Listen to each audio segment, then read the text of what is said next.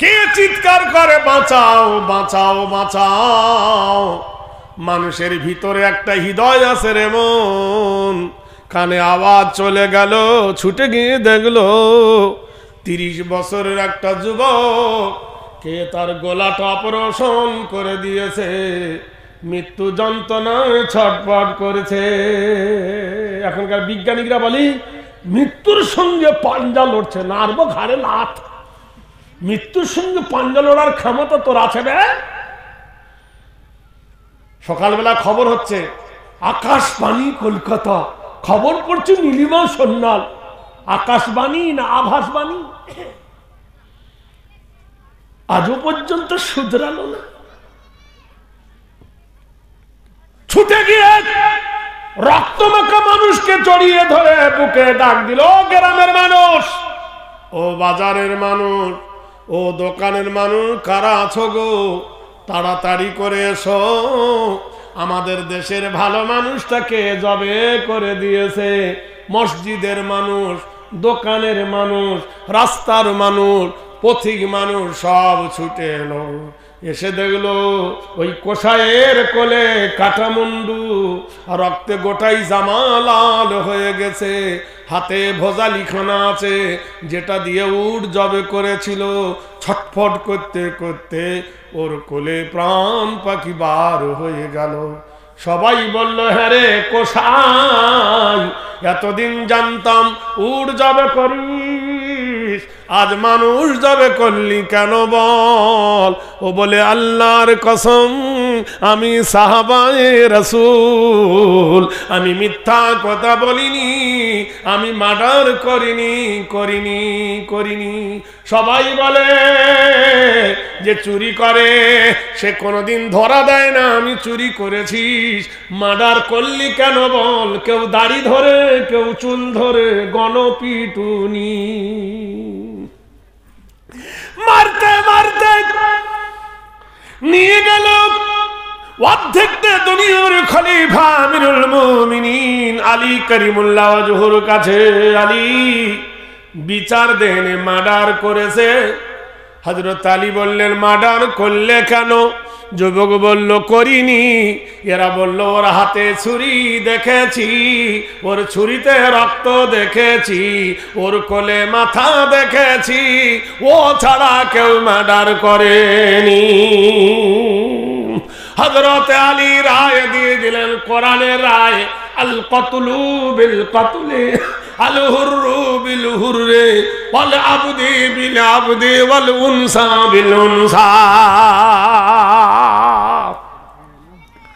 সারা ভারতের মাটিতে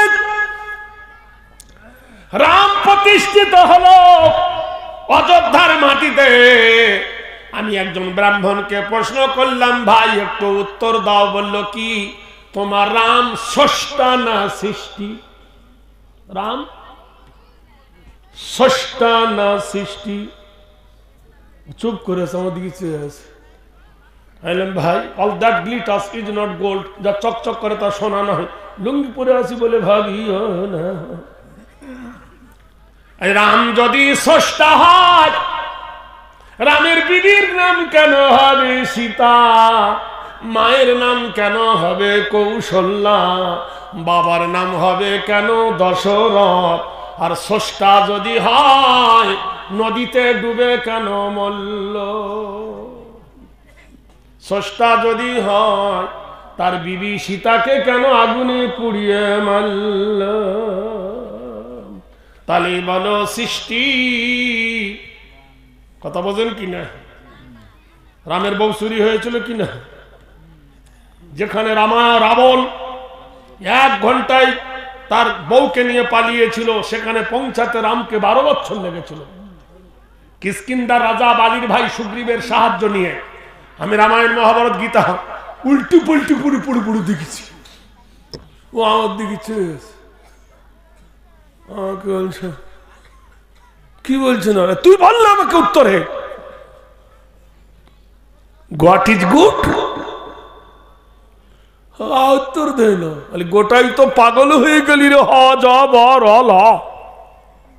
বলতে গেলে খারাপ, ভাইরা আমার, বন্ধুরা আমার, দোস্তরা আমার, খলিফা বললেন আল কতলু বিল কতলে, আল হুররু বিল হুররি, আল আবদি বিল আবদি, আল উনসা বিল, যাও জোরে বলুন নারায়ে তাকবীর।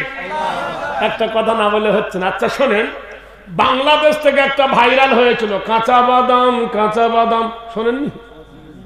আচ্ছা ওইটা কি এখন বললে কেউ শুনবে? আমাদের পশ্চিম বাংলা একটা গান এসেছিল, বেদের মেয়ে জোসনা, দেখেছেন কোনদিন? এরা দেখেনি। আর একটা বই এসেছিল অন্যায় অবিচার, কথা বোঝেন কি না? বাংলাদেশ আর ইন্ডিয়া মিলিয়ে। এখন যদি কালকে বইটা দেয় কেউ শুনবে না, কালকে যদি কাঁচা বাদাম বলে কেউ শুনবে না। কিন্তু এই মানুষটা ছোট্টবেলা থেকে শুনে আসছে, প্রতিদিন ফজরে ইমাম সাহেব পড়িয়েছে আলহামদুলিল্লাহি রাব্বিল আলামিন, প্রতিদিন মাগরিবে পড়িয়েছে আলহামদুলিল্লাহি রাব্বিল আলামিন, প্রতিদিন ইশাতে পড়েছেন আলহামদুলিল্লাহি রাব্বিল আলামিন, জোহরে আসরে না হয় আস্তে আস্তে পড়েছেন, জুম্মার দিনে তো জোরে পড়েছেন। এ পর্যন্ত বলতে পারেন এই একবার সূরা ফাতিহা শুনে বিরক্ত বোধ হয়েছে। হয়েছে? কদ জাকুম মিনাল্লাহি নূরুন ওয়া কিতাবুম মুবিন। মহান আল্লাহ বলেন, আমি এমন একটা নূরিময় কিতাব দিয়েছি, কিয়ামতের সকাল পর্যন্ত শুনলে বিরক্ত হবে না। কাঁচা বাদাম শুনে বিরক্ত হবে, বেদের মেয়ে জোসনা শুনে বিরক্ত হবে, আমার কালাম শুনে কেউ কোনোদিন বিরক্ত বোধ হবে না। সুবহানাল্লাহ বলুন। আইন হয়ে গেল কতল বিল কতলে, যাও একে কতল করে দাও। এতক্ষণ কাঁদেনি, দুই চোখ দিয়ে ঝরঝর করে পানি ঝরছে। খলিফা বলছে, বীর মরণকে উপেক্ষা করে পৃথিবীর বুকে আমরা আছি, তোরা তো ভয় কেন রে? বলে আমিরুল মুমিনিন, আমাকে কতল করা হবে। পৃথিবীতে আমার বাবা নাই, ভাই নাই, বোন নাই, স্ত্রী নাই, ছেলে নাই, মেয়ে নাই। মক্কা থেকে যখন হিজরত করি সব মক্কায় ফেলে এসেছি। আমার এক দুঃখিনী মা, জনম দুঃখিনী মা। গরিবের ছেলেরা আলেম হয়, আর মাস্টার আর হাকিমের ছেলেটা বৃদ্ধাশ্রমে যায়, হয় না? সত্য না মিথ্যা প্রমাণ করে নিয়ে আমিরুল মুমিনিন, আমার মা, মা ছাড়া জগতে আমার কেউ নাই। আমি মরণের আগে দুনয়ন ভরে আমার মার চাঁদ মুখ দেখতে চাই। হযরত আলী বললেন, মৃত্যু যখন নিকটে এর মনস্কামনা পূর্ণ করো। গিয়ে ছুটে বিরাট একটা কাঠের বাক্স এনে, এখনো দেখবেন সেই মসজিদে নববী আছে, নববীর 22 নম্বর গেট। বাক্সটা উনি নামালেন, বাক্সের ভিতর যখন খুললেন, যুবকরা কৌতূহল দমন করতে পারে না, বাক্সর ভিতরে কি আছে রে। গিয়ে দেখলো মাথায় একটাও চুল নাই, কপালের ভুরুতে একটাও চুল নাই, গায়ে একটাও লোম নাই, ছোট্ট হয়ে গেছে। বলে কসাই এটা কে রে? আমার হতভাগিনী মা। মা মুতেছে বাক্সর ভিতরে, কাঠের বাক্সর ভিতরে মা পেশাব করেছে। যুবকের মাথার পাগড়ি রোমালটা নিয়ে মুত গুলো ভিজালো, নেকড়ায় টেনে নিল মুত, বাইরে গিয়ে মুচড়ে ফেলে দিল। মা পায়খানা করেছে, দুই হাত দিয়ে পায়খানা গুলো নিয়ে বাইরে ফেলে দিল। পৃথিবীর সব নারী জানে। কোন মেয়ে বলতে পারবে যে আমার বেটার গু আমার হাতে লাগেনি? এ ভাই, কোন বেটা বলতে পারবে যে আমার পায়খানা আমার মান হারেনি? বলুন।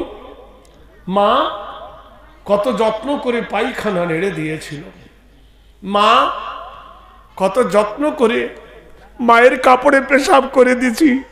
মা মুখটা পিঠের চালে চেপে ধরে আমাকে আপনাকে ঘুম পড়িয়েছে, পড়াইনি। ও ভাই, আমি যে কথাটা বলছিলাম, নবী পাকের রওজা যেখানে নবী আরাম করছেন, ওটা তো ছিল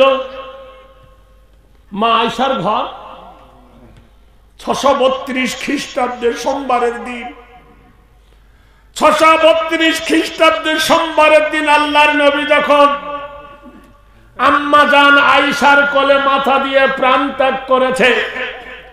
আমাদের দেশের মেয়েরা এত ভালোবাসে স্বামীকে, বালিশে মাথা দিয়ে তুই মর। আর আল্লাহর কসম, নবী ইন্তেকাল করছেন কার কোলে মাথা দিয়ে? আম্মা জান আয়েশার কোলে মাথা দিয়ে।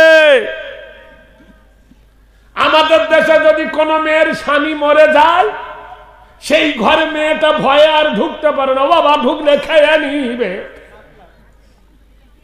আম্মা জান আয়েশা তার কোলের উপর মাথা দিয়ে আল্লাহর নবী সেই নিঃশ্বাস যখন ত্যাগ করলেন, বলুন ইন্না লিল্লাহি ওয়া ইন্না ইলাইহি রাজিউন। হযরত ওমর পাগল হয়ে গেল। হাসান হুসাইন ধোলায় গোড়াঘুরি করে। হাসান হোসেন, উসমান গনি বোবা হয়ে যায়। চিন্তা হলো, হায় রে, নবীকে নিয়ে নবীর কবর কোথায় হবে? কেউ বলছে কাবার ভিতরে কবর হোক, কেউ বলছে জান্নাতুল মুআল্লায় মক্কায় কবর হোক, কেউ বলে নবীর তৈরি করা কবরস্থান জান্নাতুল বাকিয়াতে কবর হোক, কেউ বলছে মকামে আবহাওয়ায় নবীর মা বাপের কাছে কবর হোক। নানা মনির নানা মত। আবু বকর সিদ্দিক আকবর আম্মা জান আয়েশার ঘরে ঢুকলেন। আম্মা জান নবীর মাথাটা কোলের ওপর করে নিয়ে অনুরাগে দুই চোখ দিয়ে ঝরঝর করে পানি ঝরছেন, কোনো সাড়া নাই। হাসান হোসেন ধুলায় গড়াগড়ি করছে, বেলাল কাটা মুরগির মতো লাফাচ্ছে মাটির ওপরে পড়ে। উসমান গনি আলী বোবা হয়ে গেছেন, বাক্য নাই। হযরত আবু বকর আম্মা জান আয়েশাকে সালাম দেন, আসসালামু আলাইকুম ইয়া আম্মা জান। ওগো আমার মা, ওগো আমার মা আয়েশা, বলো বিশ্ব নবীর কবর কোথায় হবে? সবাই কাঁদে, নবীর কবর কোথায় হবে? আম্মা জান বলেন, ওগো আল্লাহর নবীর সাহাবী, ওগো আল্লাহর নবীর বন্ধু, আমার নবী জঙ্গে খয়বর থেকে এসে আজকে যেমন আমার কোলে মাথা দিয়ে ঘুমাচ্ছেন, এইরকম নবী শুয়ে গিয়েছিলেন। আল্লাহর নবী আমাকে বারবার বলেছিল, আয়েশা রে, আমার মনের স্বাদ যে তোমার কোলে মাথা দিয়ে জান্নাতের সকাল পর্যন্ত ঘুমায়। কিন্তু আয়েশা রে, ভালোবাসা যত বড়, জীবন তত বড় নয়।